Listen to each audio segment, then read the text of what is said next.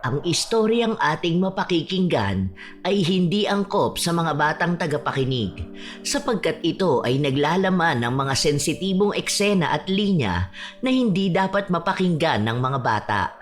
Ang ibang parte ng istorya ay naglalaman ng mga mararahas na salita. Nako, ako naman mukhang nasobrahan sa kape. Nanunuyot lalamunan ko. Ala, ako rin. Pagdating ko dito sa amin, para akong uhaw na uhaw. Hindi naman siguro tayo nakakuha ng sakit sa China, no?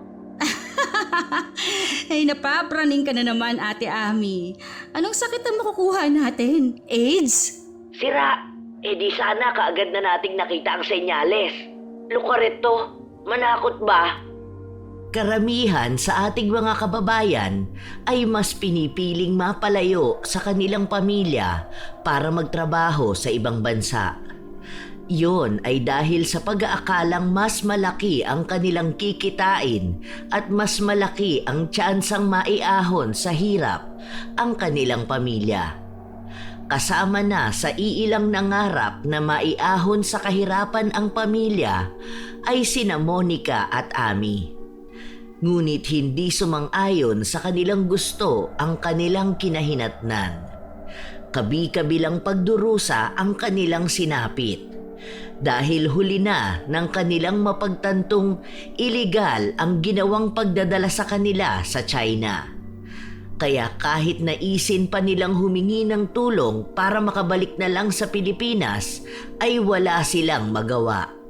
Ngunit tila naawa ang Diyos sa kanilang dalawa. Isang binata ang tumulong sa kanila para makauwi ng bansa. Magkaganon pa man, ay marami nang nagbago sa dalawa simula noon. Ano-ano kaya ang mga pagbabagong mangyayari kila Monica at Ami? Sila ba'y magkakasakit? Kung sakali man, may lunas pa ba? Ano kaya ang gagawin ng mga taong nagmamahal sa kanila? Sabay-sabay nating pakinggan ang istorya ng dalawang dalaga na ang nais lang ay maiahon sa hirap ang kani-kanilang pamilya. Ayoko na! Hindi ko na kaya! Dapat talaga nakinig na lang ako kay Papa eh. Ang tigas-tigas kasi ng ulo ko.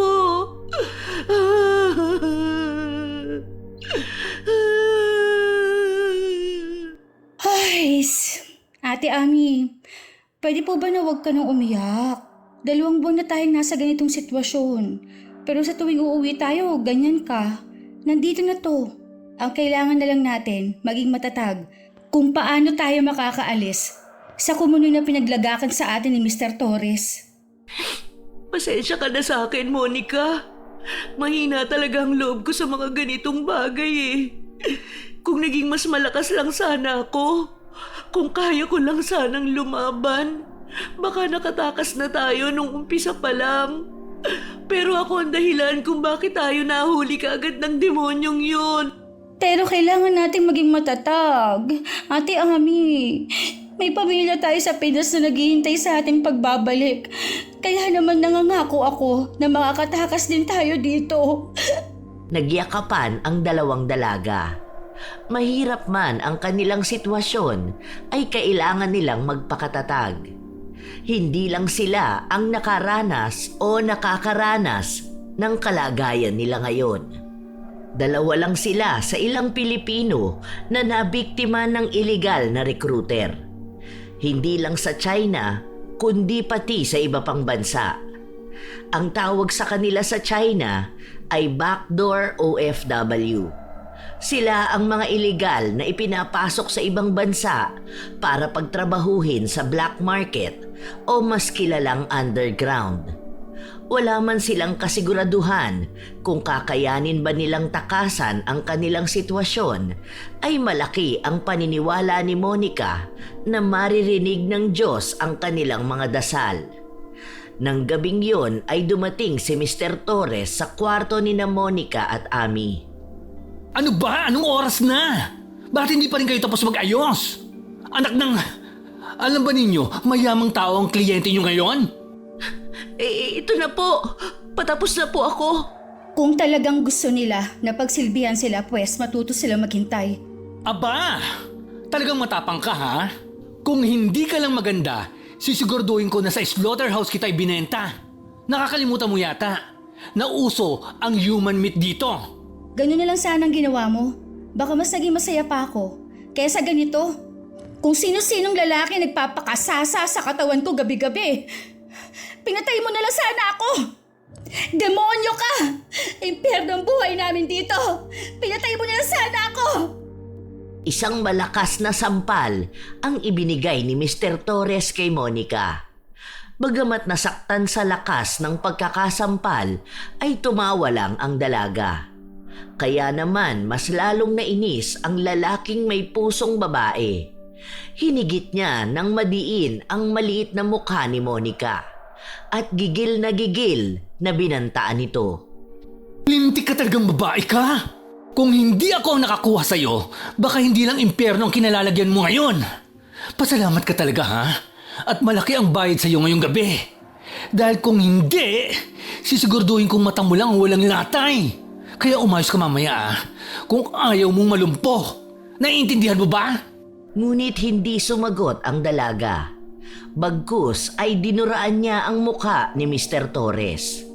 Dahil doon ay mas lalo itong naiinis. Patulak na binitawan niya ang mukha ni Monica at saka lumapit kay Ami na nanginginig sa harap ng salamin. Nanlalaki ang mga mata nito at parang maiihina sa takot. Pagsabihan mo yung kasama mo ha? Dalian nyo na rin at kanina pa kayo nihintay ng sundo. Lintik na Monica. Hindi na lang gayahin itong isa na sumusunod. Pagkasabi nun ay lumabas na rin si Mr. Torres. Doon lang nakahinga ng maluwag si Ami. Nang makahuma na siya, ay kaagad siyang tiningnan niya ang pisngi nitong sinampal kanina ng lalaking may pusong babae. Malungkot na hinaplos niya yon. Hindi mo na lang sana siya sinagot-sagot, Monica. Alam mo namang sasaktan ka niya eh. Hindi ko na po talaga natiis. Sa tuwing nakikita ko ang pagmumukha niya, parang gusto ko siyang patayin. Naiintindihan ko ang nararamdaman mo. Sa ngayon ay tapusin mo na ang iyong pag-aayos. Yun nga ang ginawa ni Monica. Nang matapos na siyang mag-ayos ay sabay na silang lumabas ni Ami. Paglabas nila ay natanaw kaagad nila si Mr. Torres kasama ang isang lalaki na nakasuot ng itim na suit. Napatingin naman si Monica sa sasakyang nasa tabi lang ng dalawang lalaki. Mamahaling sasakyan yon, kaya alam na kaagad nila na hindi birong tao ang kanilang kliyente ng gabing yon. Nang makababa na sila at malapitan na sila ni Mr. Torres, ay walang sali-salitang itinulak sila papasok sa sasakyan ng lalaking may pusong babae. Aray ko! Bastos ka talaga! Ayos ka lang ba? Saan kaya tayo dadalhin ngayon? Hindi ko rin alam. Dati naman bago tayo ibigay ni Torres sinasabi niya kung saan at kung sino ang kliyente. Hinawakan ni Monica ang nanginginig na kamay ni Ami. Batid ng dalaga na kahit mas matanda ito sa kanya ay matatakotin ito. Isang oras at kalahati rin ang kanilang nilakbay. Bago nila narating ang isang malaking warehouse na malapit sa daungan ng barko. Biglang nakadama ng kaba ang dalawa. Maging si Monica na matapang ay biglang nakaramdam ng takot ng mga sandaling yun. Takot na baka ito na ang kanilang katapusan. Sapagkat sa loob ng 2 buwan mahigit ay ngayon lang may nagdala sa kanila sa lugar na hindi matao. Kadalasan kasi ay sa mga hotel sila dinadala o kaya ay motel. Ang iba naman ay sa bahay o sa kondo. Sa paghinto ng sasakyan ay hindi napigilan ni Ami ang kanyang emosyon. Monica, kung sakaling balak nila tayong patayin, tumakas ka na. Kailangan may isang mabuhay sa atin at mas malaki ang tsansa mo na makasurvive. Kaya pag nagkagipitan na, huwag mo na akong isipin ha. Ano bang pinagsasabi mo, Ate Ami? Hindi ako papayag na aalis nang hindi ka kasama. Pero Hindi na naituloy ni Ami ang kanyang sasabihin nang biglang bumukas ang pinto sa kanyang gilid. Kaya naman tinitigan niya at tinanguan muna si Monica bago bumaba. Pagkababa niya ay sumunod naman ang isa pang dalaga. Sinenyasan sila ng isa pang lalaki na nakasuot din ng itim na suit na sundan siya. Kaya yun ang kanilang ginawa. Nang makapasok na sila sa warehouse ay nakita roon ang isang babae na mukhang Pilipino rin at dalawang lalaking mukhang mga inchik. Ang isa pa nga sa dalawang lalaki ay tila pamilyar kay Monica. Nagtataka sila kung ano ang nangyayari at maaaring mangyari. Dala ng kabang nararamdaman ay napahawak sa kamay ni Monica si Ami habang papalapit sila sa tatlo. Think positive, Ate Ami. Magdasal lang tayo na walang masamang mangyayari sa atin. Natatakot ako. Paano na lang kung patayin nila tayo? Hindi naman siguro. Naputol ang kanilang bulungan nang tumikhim ang binata na nasa kanilang harapan. Nanigas naman sa kanilang kinatatayuan ang dalawang dalaga. Dala ng seryosong mukha nito ay hindi nila maiwasang matakot. Lalo na sa matandang lalaki na titig sa kanila. Nang mapansin naman ng binata na hindi komportable ang dalawa, ay doon lang siya nagsalita. Mga ate, huwag po kayong matakot. Hindi po namin kayo sasaktan. Ako nga po pala si Gio. Ito naman po ang aking mga magulang. Si Mami Shay at si Daddy Lee. At paano naman kami makakasiguro? Mukha kang incheck pero ang tatas mo managalog. Chinoy po ako. Chinese ang daddy ko at Pinay naman ang mami ko. Isa pa po, lumaki ako sa Pilipinas. Naaalala niyo pa po ba nung may isang binata na hinimatay sa harap ng isang convenience store sa downtown? Ako po yun. Ako po ang dinala ninyo noon sa ospital. Kaya pala pamilyar ka. Ikaw palang binatang yon. Bakit nga pala tayo nandito ngayon? Hindi man lang po kasi kami nakapagpasalamat sa inyo. Napaimbestigahan ko na rin po kayo at alam ko ang nangyari. At bilang kabayaran sa kabutihan po ninyo sa akin, napag-usapan po namin nila Daddy, natutulungan po namin kayong makabalik sa Pilipinas. Ha? Talaga? Naku, maraming salamat. Akala ko hindi na kami makakaalis sa impyernong to. Ito po ang gagawin natin. Inilatag ni Gio sa dalawang dalaga ang planong na pag-usapan nila ng kanyang mga magulang. Ayon sa binata ay ayusin nila ngayong gabi ang kanilang mga gamit at magkita sila kinabukasan sa convenience store kung saan siya tinulungan ng mga ito. Sabi pa ng binata, umupa na ang kanyang ama ng barko na maghahatid sa kanila pabalik sa Pilipinas. Sumang-ayon naman ang dalawa, pero may pag-aalinlangan sa puso ni Monica. Talaga bang tutulungan mo kami? Oo naman ate, kung hindi dahil sa inyo, baka abo na ako ngayon. By the way, kumain na po ba kayo?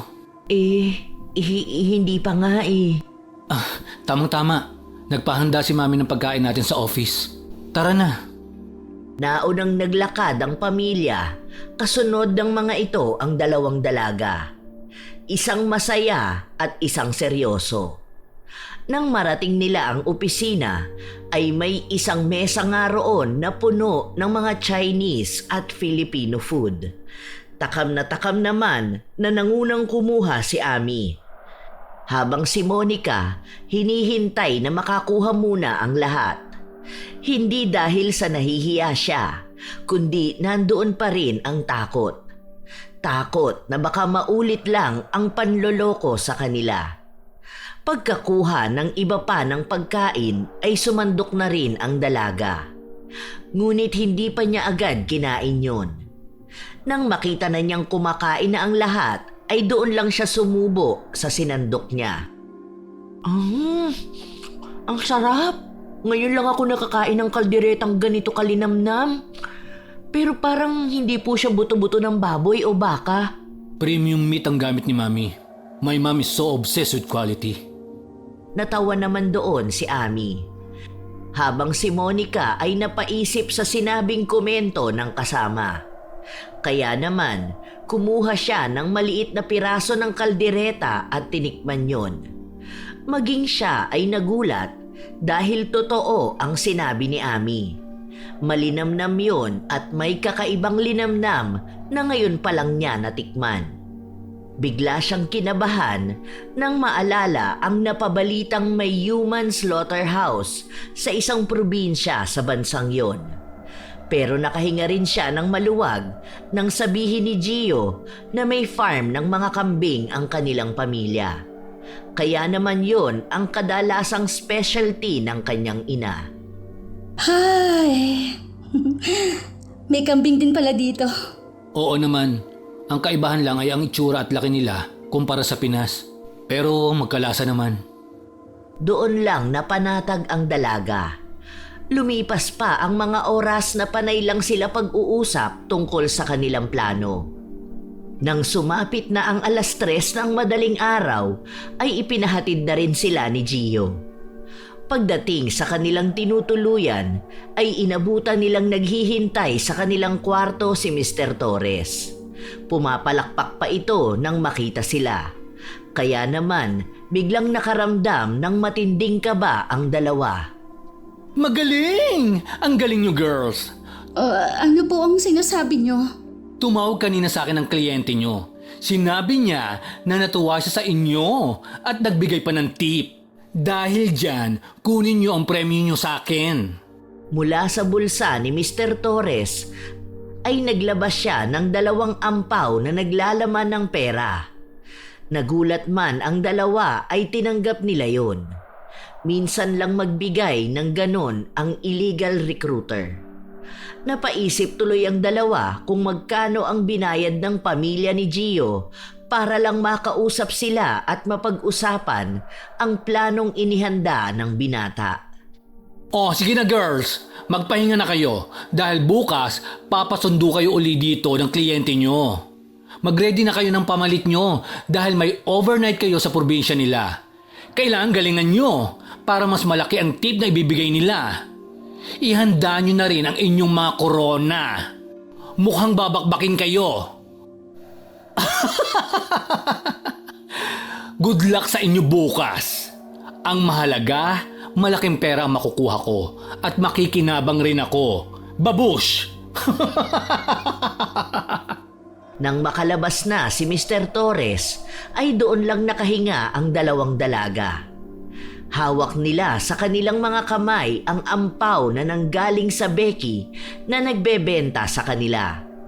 Ilang sandali pa ay hindi na nakapagpigil si Ami sa sayang nararamdaman. Imagine, first time na binigyan niya tayo ng ampaw. Tapos bukas na ang katapusan ng ating kalbaryo. Huwag kang maingay. Baka mamaya ay marinig pa tayo ng bruhang yun. Ate Ami, naniniwala ka ba na talagang sa Pilipinas tayo dadalhin? Paano kung katulad lang din sila ni Mr. Torres? Oh, di ba sabi mo positive lang? Isa pa, mukhang mabait ang pamilya ni Gio. Yun din ang kabayaran niya sa pagtulong natin sa kanya noon. Pero... Hay nako, magpahinga na tayo. Para paggising natin mamaya, naiayos na natin ang mga gamit natin. Basta ang bili ni Gio, mga importanteng gamit lang ang dadalhin natin. Iwan na lang natin ang mga damit at kung ano-anong wala namang ambag sa pagtakas natin. Tumango na lang si Monica at nagtungo sa banyo. Hinilamusan niya ang makapal na make-up niya sa mukha at nagsipilyo.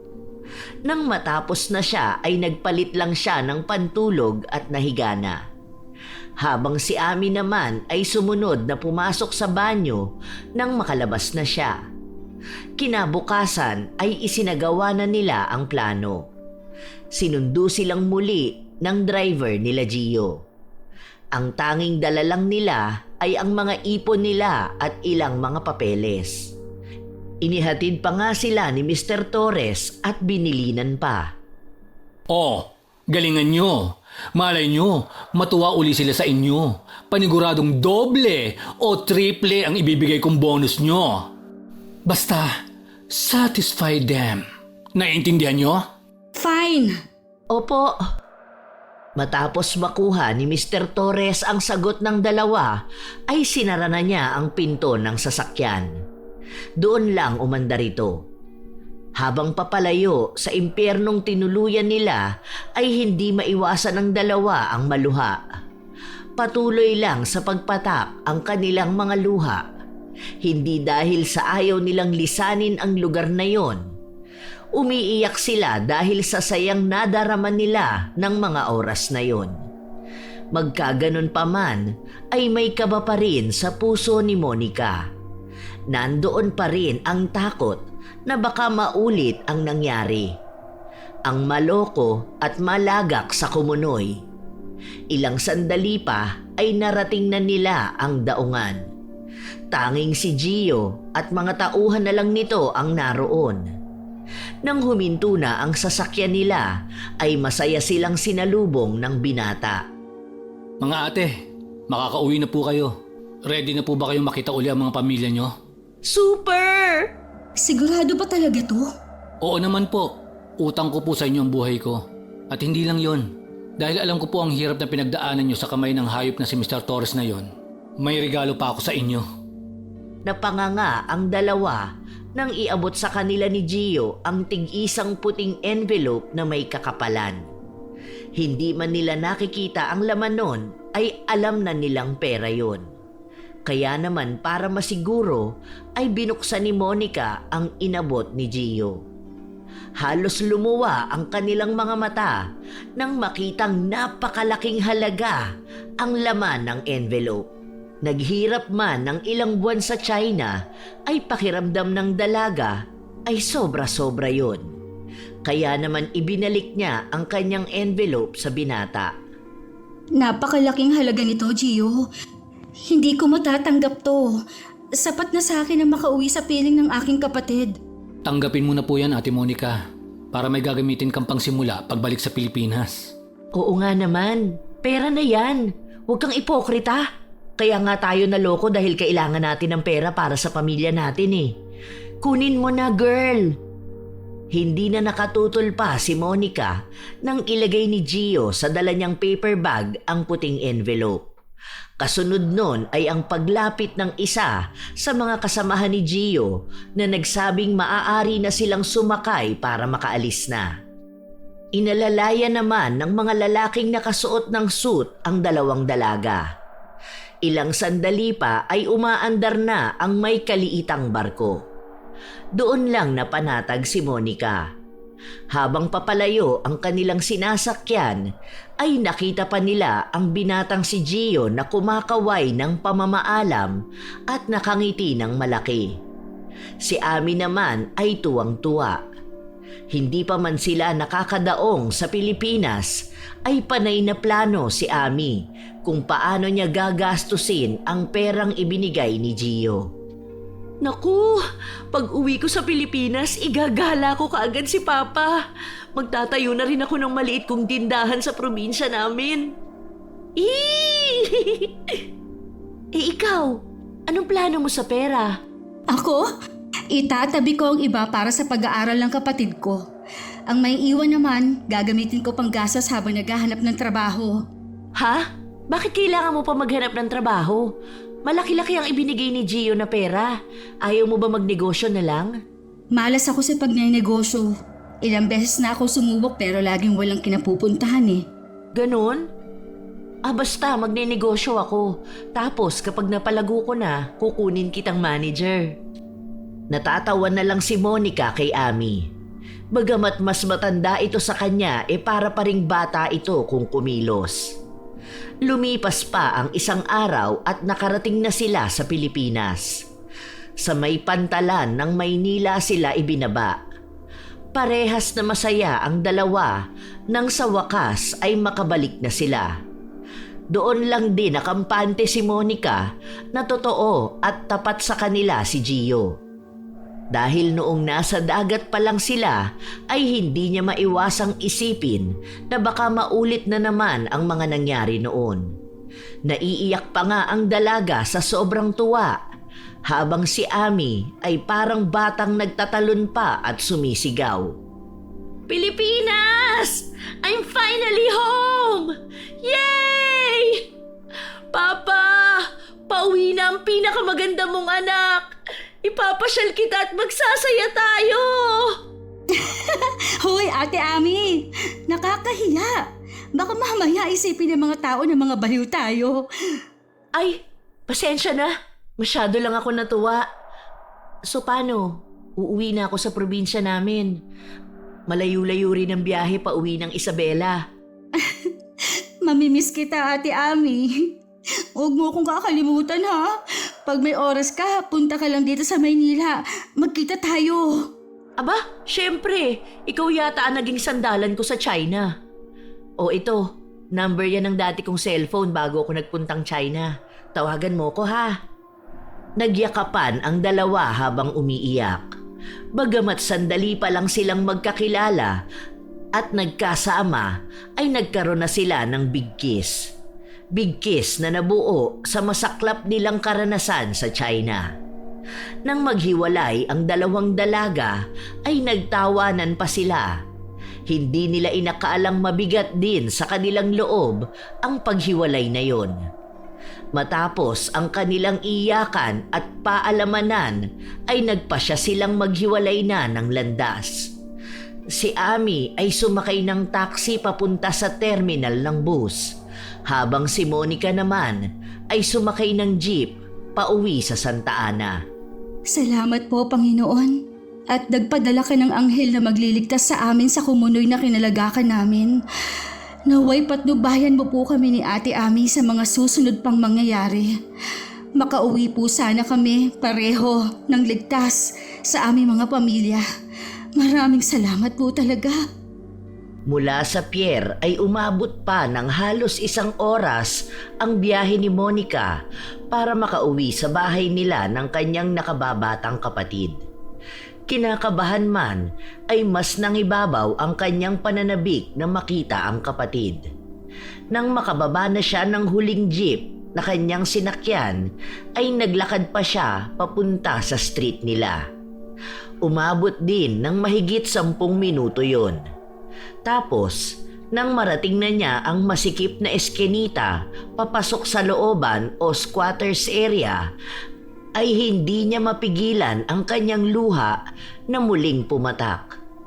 Ilang sandali pa ay narating na niya ang maliit nilang bahay na halos nasa bungad lang.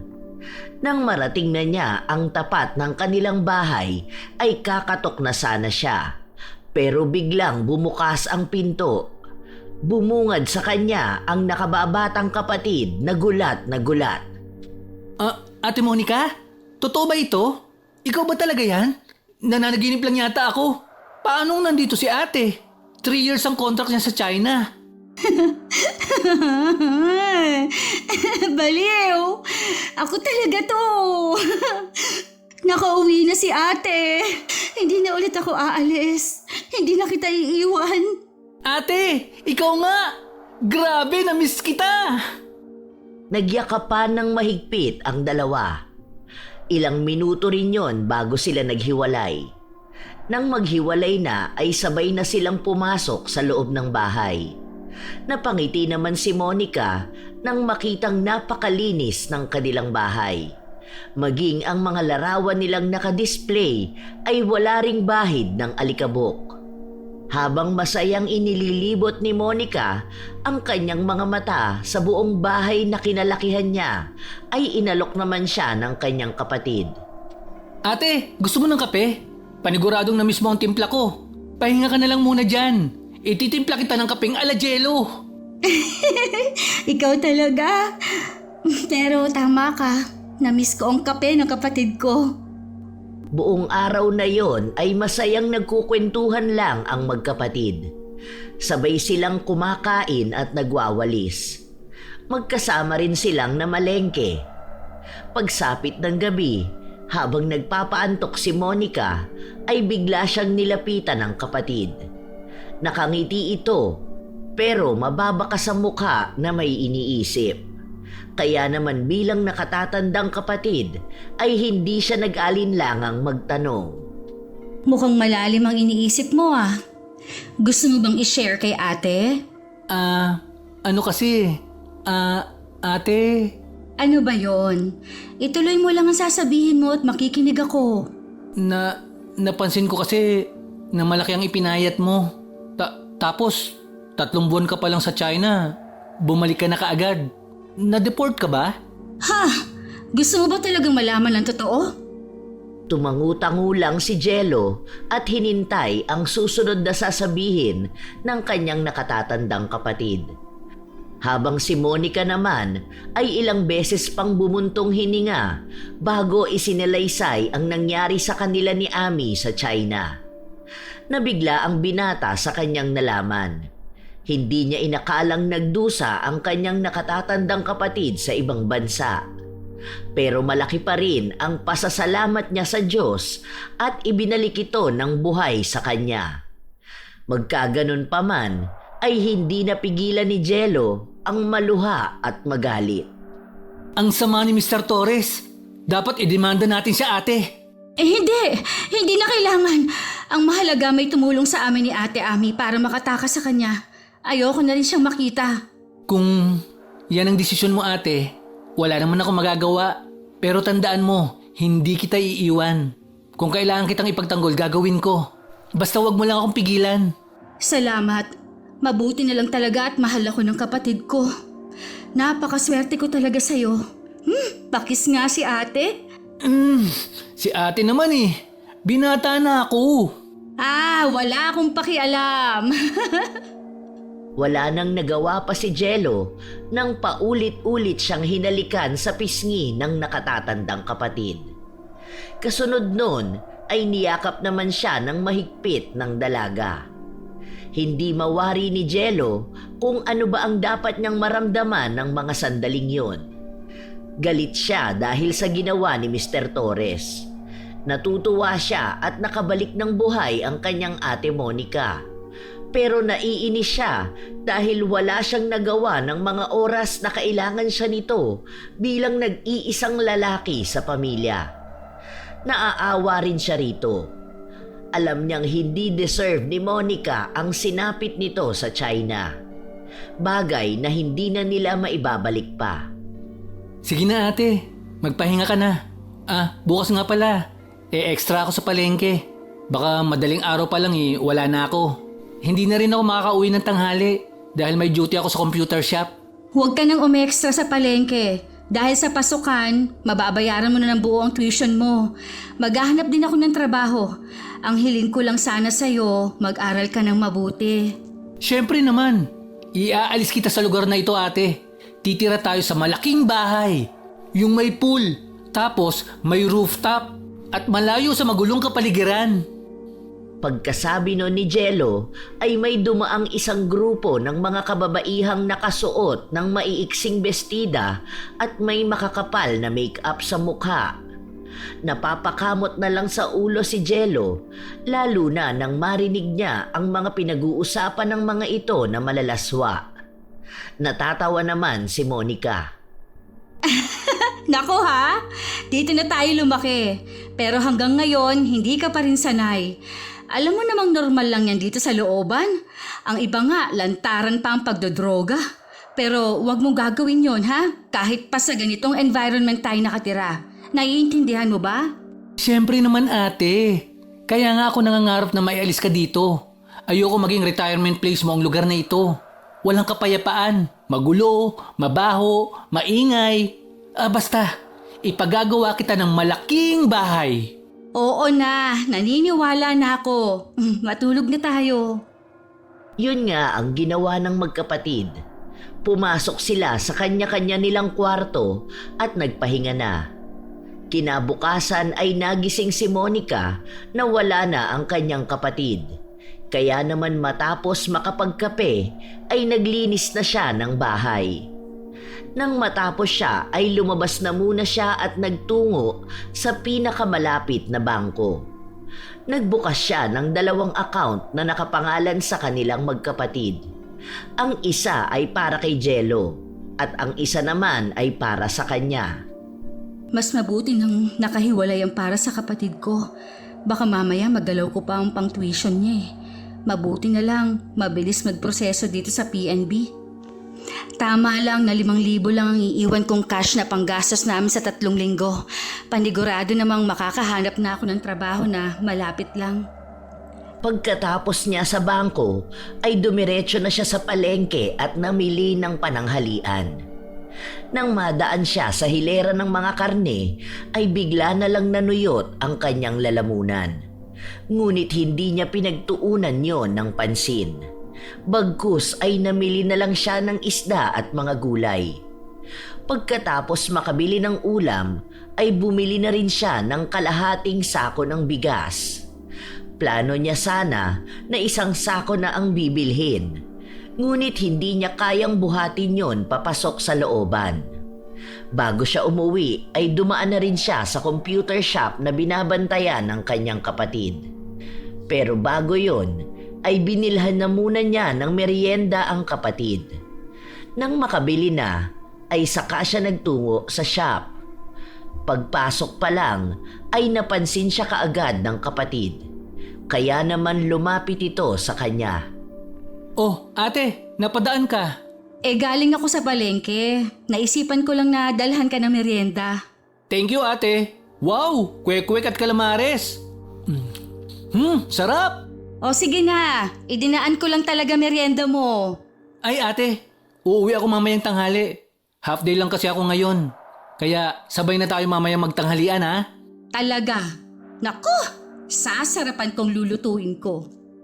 Napakamot na lang ng ulo si Jello nang nagmamadaling umalis ang kanyang nakatatandang kapatid.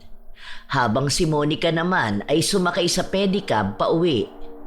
Ilang minuto lang ay nakarating na rin siya sa bukana ng looban. Pagdating niya sa bahay ay kaagad na niyang inasikaso ang pagluluto ng pinakbet at pritong isda na paborito nilang magkapatid. Nasa ganoong ginagawa siya nang makaramdam siya ng pagkauhaw. Uminom siya ng malamig na tubig. Ngunit nakailang baso na siya ng tubig ay hindi pa rin naiibsan ang uhaw niya. Parang mas lalo pang nanuyot ang kanyang lalamunan. Nako, mukhang uubuhin na naman ako. Nanunuyot ang lalamunan ko. O baka nasobrahan na naman ako sa kape. Ay, tapusin ko na nga ang pagluluto. Tapos kakamustahin ko si Ate Ami. Yun nga ang kanyang ginawa. Nang matapos makapagprito ay isinalang na rin niya ang pinakbet. Habang pinakukuluan yon ay kinuha niya ang kanyang cellphone na dikipad. Idinayal niya ang numero ni Ami. Nakailang ring lang yon bago sagutin. Hello? Sino to? Si Monica to, Ate Ami. Anyari sa boses mo? Namamalat yata ako. Nasobrahan yata ako ng kain ng arosep at kohol. Namiss ko kasi ang mga yun eh. Nako, ako naman mukhang nasobrahan sa kape. Nanunuyot lalamunan ko. Hala, ako rin.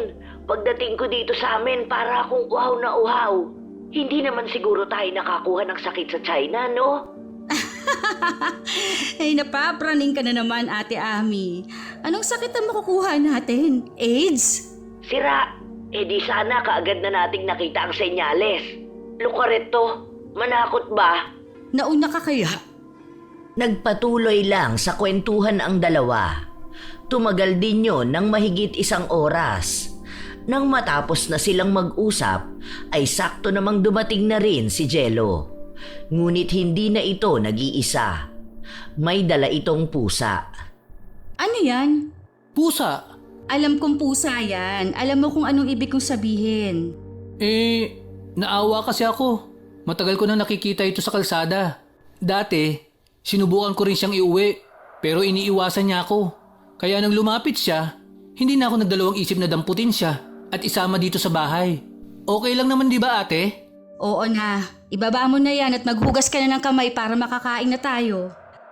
Sinunod naman yon ni Jello. Pagkatapos maibaba ang pusa ay naghugas na ng kamay ang binata. Kumuha na rin siya ng plato na paglalagyan niya ng pagkain ng kanyang bagong alaga. Habang si Monica naman ay nagsasandok na lang ng pinakbet. Nang makakuha na ng gulay ay bumalik na siya sa mesa. Ngunit hindi pa man siya tuluyang nakakalapit ay bigla na lang umangil ang pusa na nasa tabi ng kanyang kapatid. Inawat naman kaagad ni Jello ang pusa. Masama rin ang tingin ng alaga kay Monica na hindi naman pinagtuunan ng pansin ng dalaga. Nawala lang ang tingin ng pusa sa kanya nang bigyan ito ni Jello ng pagkain na nakalagay sa platito. Maganang kumain ang pusa pero mababakas din ang pagiging alerto nito. Gawin ko kaya siopaw yung ampon mo, no? Ate naman. Biro lang, no? Kumain ka na nga ng kumain. Bigay ka naman ng bigay ng isda sa ampon mo. Natatawang nilaglagan ulit ni Jello ng isda sa platito ang pusa bago niya ipinagpatuloy ang pagkain. Lumipas pa ang mga araw. Maayos naman ang buhay ng magkapatid kasama ang alagang pusa ng binata na pinangalan ng Bola-Bola ni Monica. Dahil kulay puti ito na maraming iba't ibang kulay na patsi-patsi. O ang mas kilala sa tawag na Calico Cat. Magkaganon pa man ay hindi kailanman lumapit si Bola-Bola kay Monica. Hoy! Bola-Bola! Lagi ka lang nasa tabi ng amo mo. Hanggang sa banyo sumasama ka pa. Anong peg yan? Asawa? Si ate talaga. Si Bola-Bola na naman ang napansin. Kaya lang siya ganyan. Baka natatakot siya na iwanan uli. Ay, mag-iisang buwan na siya dito pero ewan ko ba kung bakit hanggang ngayon hindi pa rin kayo magkasundo. Masungit kasi ang pusa mo. Mana sa'yo. Ha? Hindi naman ako masungit eh. Baka sa'yo nagmana.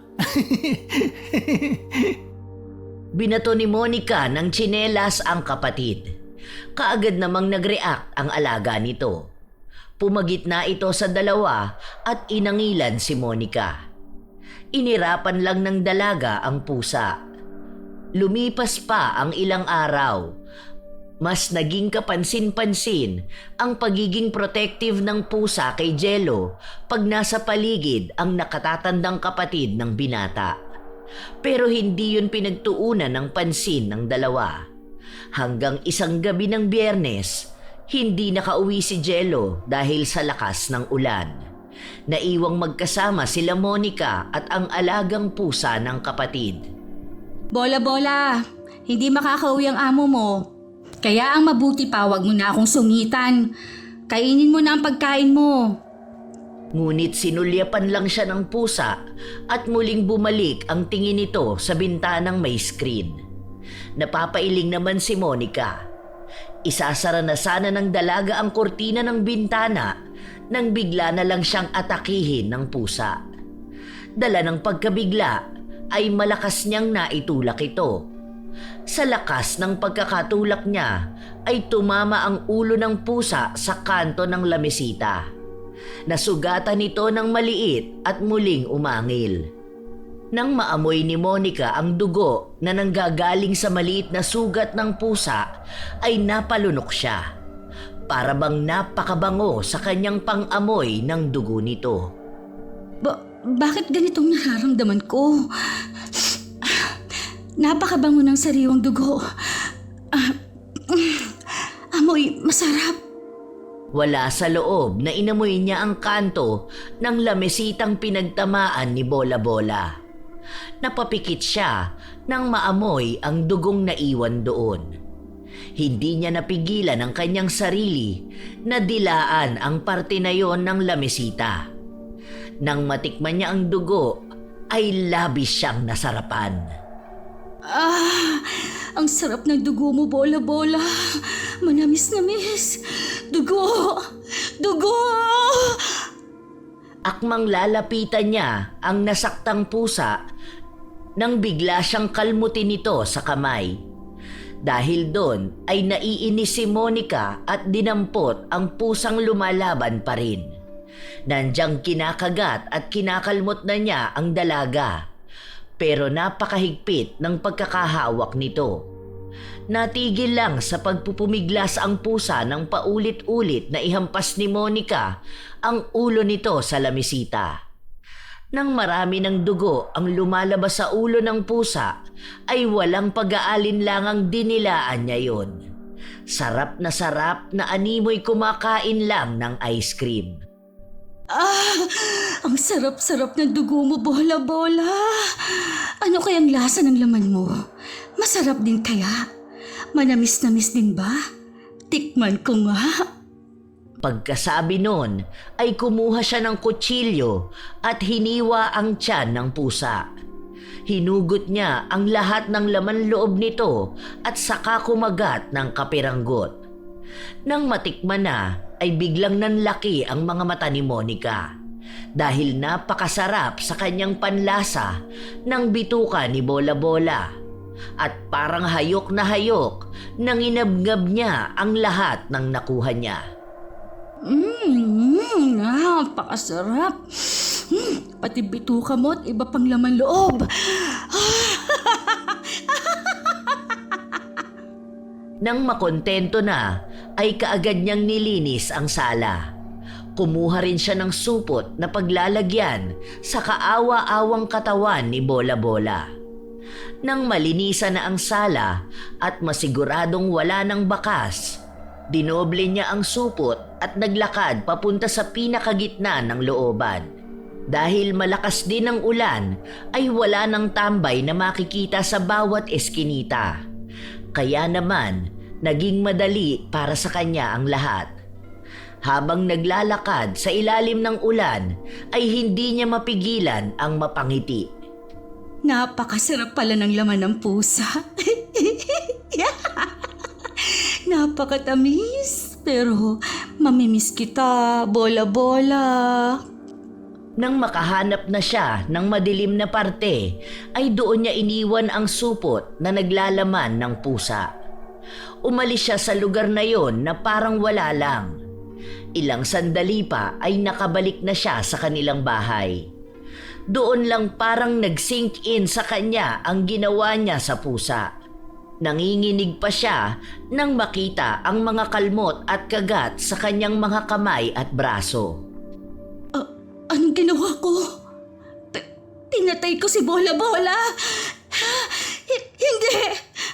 Paano ko nagawa yun? Nananaginip ba ako? Totoo ba to?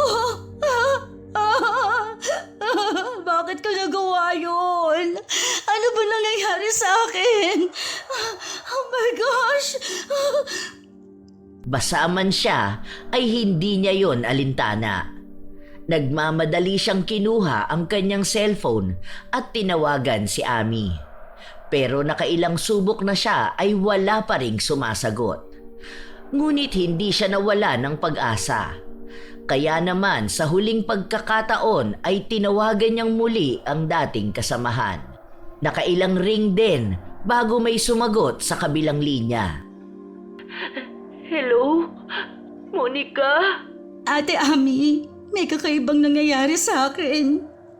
Hindi na naituloy pa ni Monica ang kanyang sasabihin nang bigla na lang makarinig siya ng malalakas na pag-angil na parang nanggagaling sa kakaibang hayop. Kasunod nun ay ang isang malakas na sigaw ng lalaking tinawag ang pangalan ni Ami. Magtatanong na sana siya kung ano ang nangyari nang maputol ang tawag. Nanginginig na nabitawan niya ang cellphone. Pabalik-balik na naglakad at nag-isip kung ano ba ang kasagutan sa kanyang mga katanungan. Nasa ganong pag-iisip siya nang mapalingon siya sa orasan. Mag-aalas 4 na pala. Ay, hindi ako pwedeng maabutan ni Jello na ganitong ayos. Kailangan ko maglinis ng katawan habang nag-iisip ng irarason kay Jello sa pagkawala ni Bola-Bola. Nagmamadali siyang pumasok sa banyo at nagbuhos ng katawan. Kinuskus din niya ng sabon ang mga sugat niya.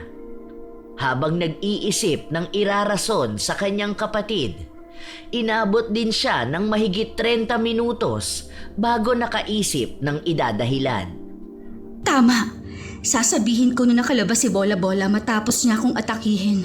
Sasabihin ko rin na kaya basa ang aking buhok ay dahil sinubukan kong habulin ng pusa niya.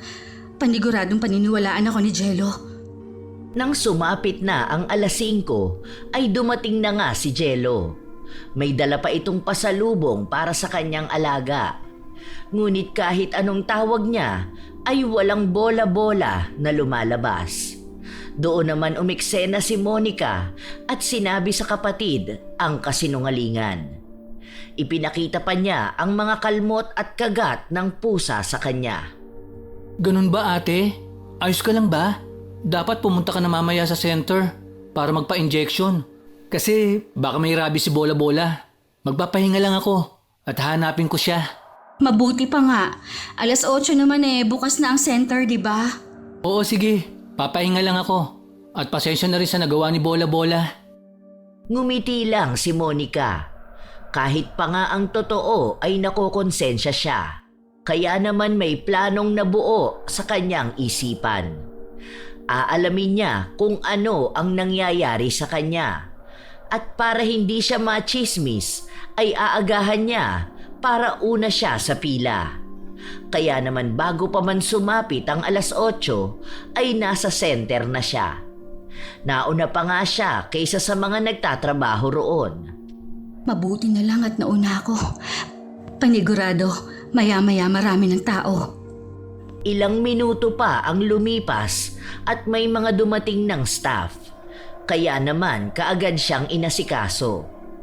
Kahit pa nga siya pa lang ang naroon na magpapatingin. Kinuhanan siya ng temperature, BP at kung ano-ano pa. Pero ayon sa tumingin sa kanya ay normal naman ang lahat. Maliban lang sa mga kalmot at sugat niya. Doon lang niya sinabing nakagat at nakalmot siya ng pusa. Inasikaso naman siya ng staff at ininjeksyonan. Nang matapos yun ay umuwi na siya. Pagdating niya sa bahay ay inabutan niyang naghihiwa ng karneng baboy ang kanyang kapatid. Hindi niya maintindihan pero parang naaakit siya sa amoy ng karne. Ganitong-ganito rin ang kanyang naramdaman nang maamoy niya ang dugo ni Bola-Bola. Ano ba talaga itong nararamdaman ko?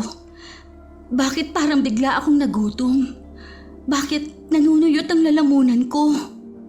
Nasa ganoong pag-iisip siya nang biglang lumingon sa kanya ang kanyang kapatid. Dahilan para masugatan ito. Nang dahil doon ay mas lalo pang natakam si Monica. Pero pilit niya ring pinipigilan ang kanyang sarili. Nanlalaki ang mga matang napatakbo siya papasok sa kanyang kwarto. Habang si Jello naman ay nagtataka sa ikinikilos ng kanyang ate Monica. Ate Monica, ayos ka lang ba? Nakapagpa-injection ka na? Magpapahinga na muna ako. Sige. Pilit na pinipigilan ni Monica ang kanyang sarili.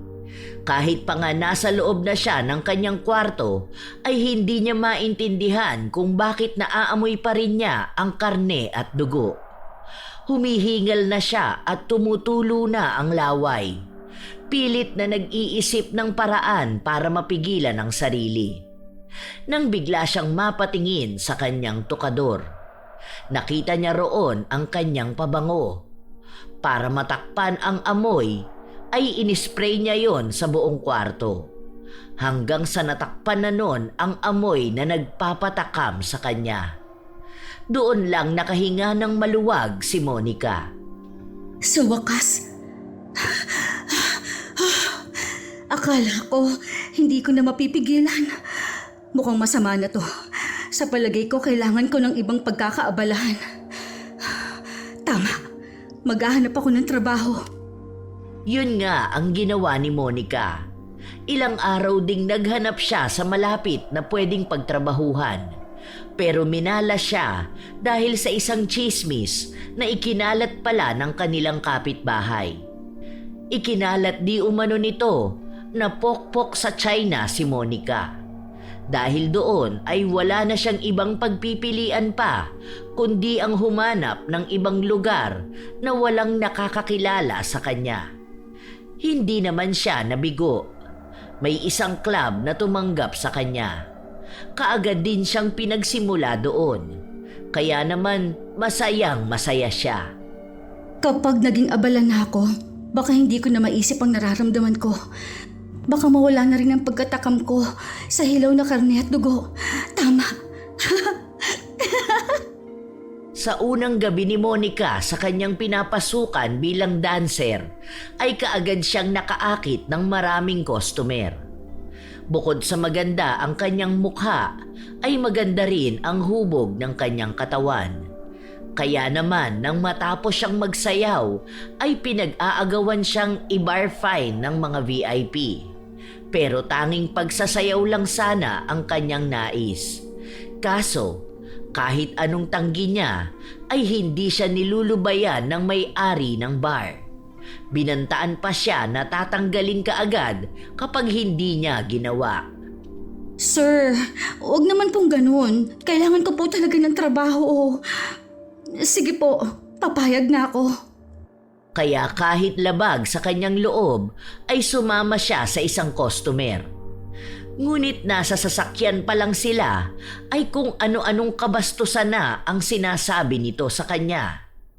Hindi maintindihan ni Monica kung bakit biglang nakaramdam na naman siya ng kakaiba sa kanyang katawan. Para bang nanunuyot ang kanyang lalamunan at kumukulo ang kanyang tiyan. Noong una, akala niya ay gutom lang siya. Pero iba pala ang ibig sabihin nun. Hindi to maaari. Bakit parang gusto kong kainin ang laman ng lalaking to? Bakit? Dapat kong pigilan to. Ngunit kahit anong pagpipigil ay hindi umubra nang nasa loob na sila ng isang lumang bahay. Lalo pa at naghubad na ang lalaki at tumihaya sa kama. Napalunok pa ng laway si Monica habang pinagmamasdan ang tiyan nito. Ilang segundo ring nakatulala siya. Mababakasan naman ng pagkainip ang customer kaya tinawag na niya ito. Doon lang nakahuma ang dalaga. Oo, nandyan na. Nang makalapit si Monica ay kaagad siyang hinila ng lalaki at hinubaran. Pinaghahalikan din siya sa buo nitong katawan. Hanggang sa naganap na ang kanilang pagniniig na tanging ang lalaki lang ang nasiyahan. Matapos ang pagniniig ay kaagad na nakatulog ang lalaki. Bigla na namang pumasok sa isip ni Monica kung ano ang lasa ng laman at dugo ng tao. Ano kaya ang kaibahan ng lasa ng dugo at laman ng tao sa pusa? Matamis din kaya ang laman ng manyak na to? Ilang minuto pa na pinagmamasdan lang ni Monica ang tiyan ng lalaki. Iniisip kung ano ba ang kaibahan sa lasa. Nang hindi na niya mapigilan ang sarili, ay walang pakundangang sinakmal niya ang tiyan ng lalaki. At bago pa man ito makasigaw, ay madiin na tinakpan niya ng unan ang mukha nito. Nang masigurado niyang hindi na humihinga ang lalaki, ay saka siya nagpatuloy. Binalingan niya ang sumisirit na pulang likido mula sa tiyan ng lalaki.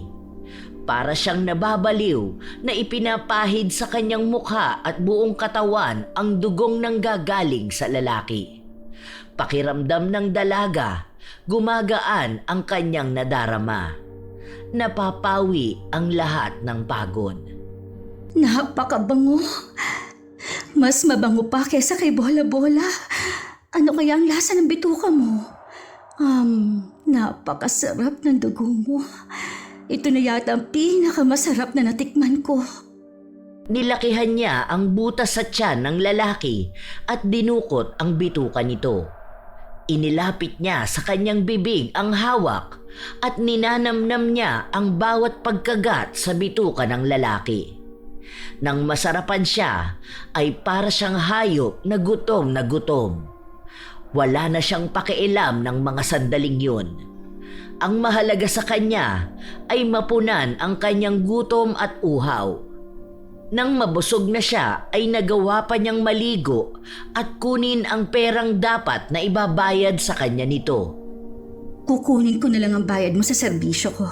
Huwag kang mag-alala dahil 3,000 lang ang kukunin ko, kagaya ng usapan. Nang makaligo na at makuha na ang pera ay nagmamadaling bumalik sa club si Monica. Simula ng gabing yon ay pinipili na lang niya ang kanyang customer. Kung sino sa palagay niya ang pinakamanyak ay yon ang kanyang pinipili at binibiktima. Hanggang sa naulit at naulit pa yon sa loob ng isang buwan. Akala niya ay hindi na yon malalaman pa ni Jello. Akala niya maitatago pa niya ang kanyang lihim. Ngunit nagkamali siya. Isang hapon ng linggo, day off niya ay naiwan siyang mag-isa sa kanilang bahay. Nagpaalam kasi ang kanyang kapatid na ililipat ang computer shop na pinagtatrabahuhan nito sa mas malaking pwesto. Ang boring naman. Kung bakit nga taon pa na day off ko ay wala rin si Jello. Eh di sana namamasyal na kami. Tatambay na nga lang ako sa labas. Kaya naman naisipan na lang niyang tumambay sa labas. Pero mukhang nagkamali siya ng ginawa. Dahil ang kapitbahay nilang panay ang tsismis sa kanya sa looban, ay lumapit sa kanya at nagkukunwaring nakikipagkaibigan.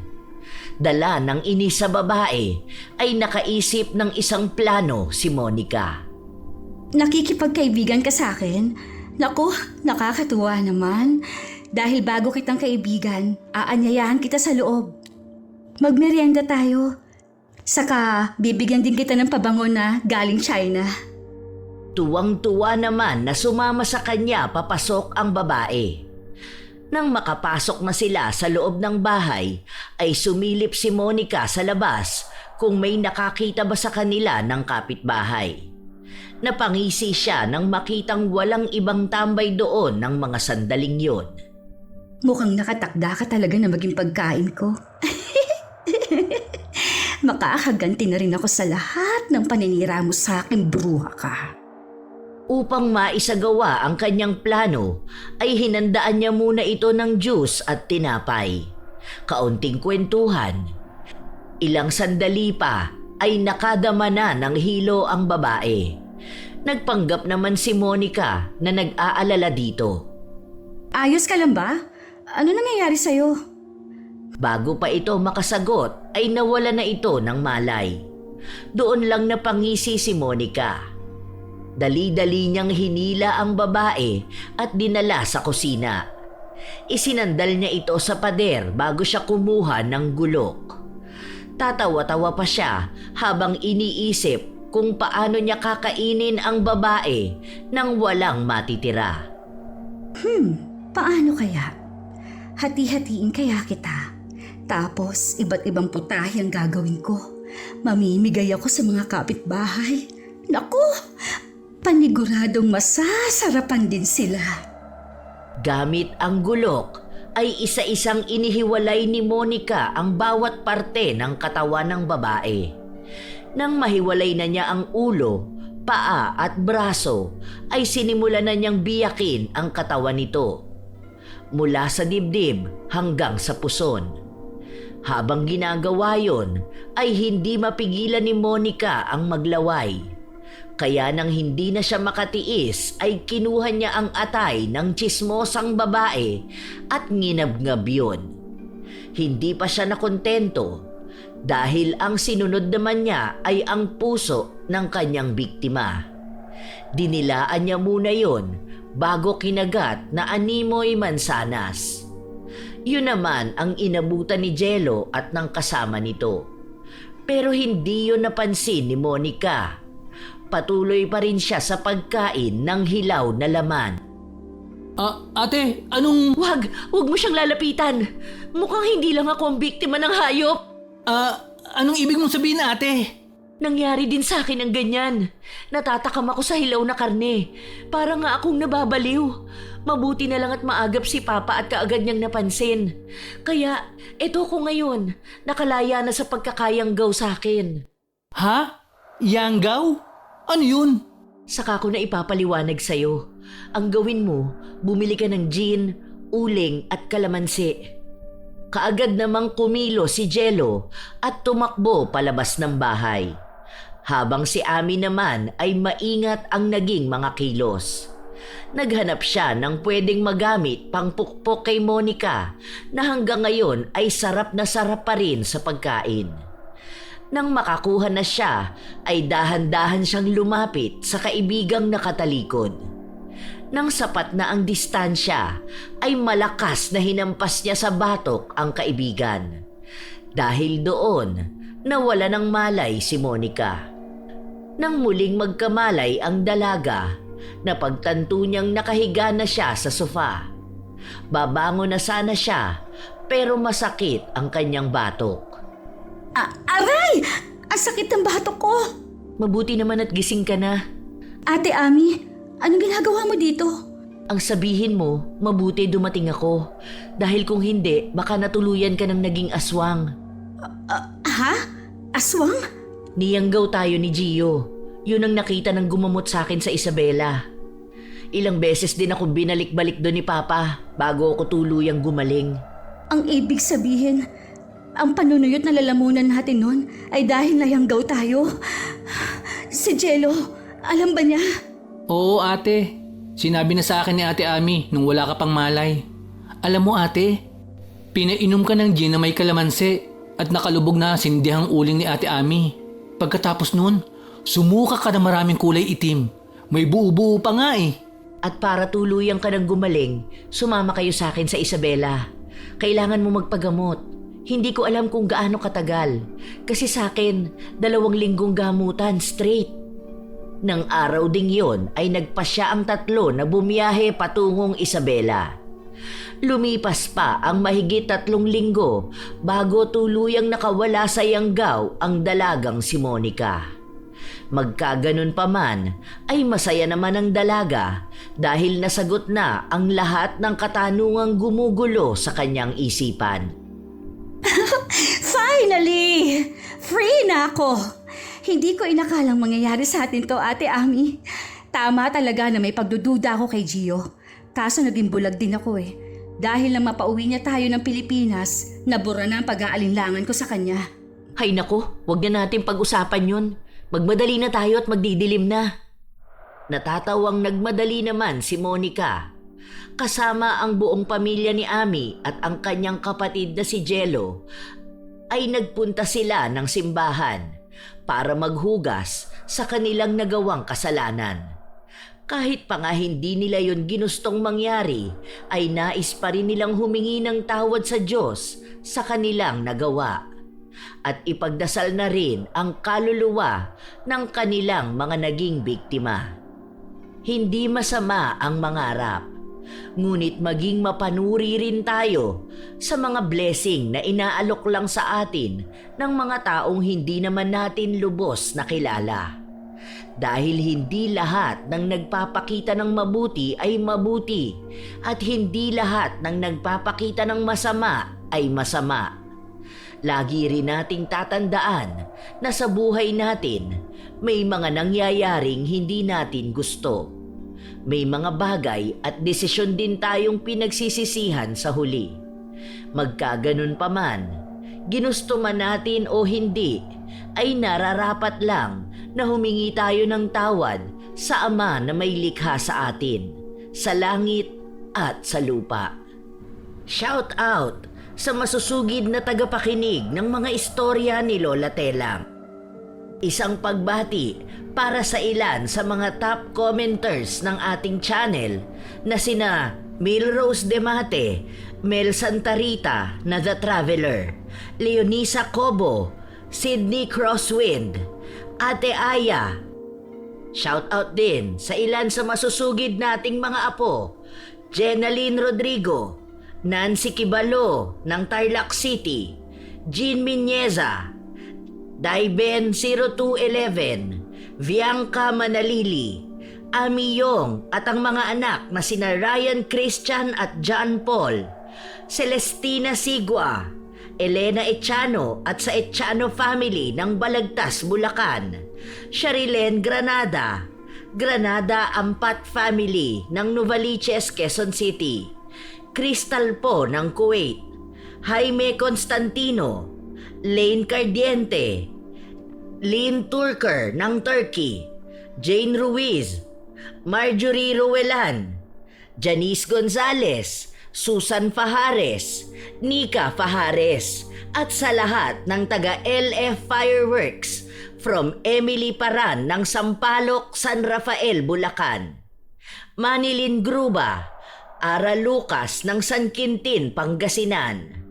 Blue 9045 at sa Pastor Family na Sugbu, Batangas.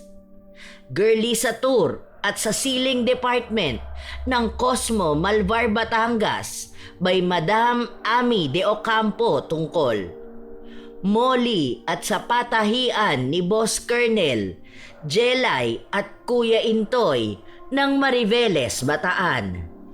Nailen Alaba, Janelle Soriano at kina Daisy, Eliza, Angelina at Christina. Angelica Olita, Jennifer Lopez at sa mga taga Muhammad Eatery ng Arellano Avenue, Malate, Manila. Angelina Ignacio ng California. Bam Bam Talves ng Starla TV at kay Hera ng Lambunao, Iloilo. Lerma Velarma ng Carmona, Cavite. Rosalie Sabroso, Michi Ito, J.Ann Vitero at sa kanyang poging asawa na si Domar de la Cruz. Sandra Alaga ng Cambaye, Pagsanghan, Samar. Nelsa Bakatan, Chris Ann Peteluna ng Sagay City, Negros Occidental. Ana Maria Lanza, Filipino. Marie Cris Revilla, Maria Jaisel Ngoho, Lynn Regalado at sa Valero Regalado Family. Raquel Torno, Rosalina Bugayong, Richard Cayon, Rabara Family ng Umingan. Rona Alejo at sa manager niyang si Ma'am Rose Ann Pastor ng 7-Eleven, Bungabon, Nueva Ecija. Ito ang inyong Lola Telang at maraming salamat sa inyong pakikinig, mga apo.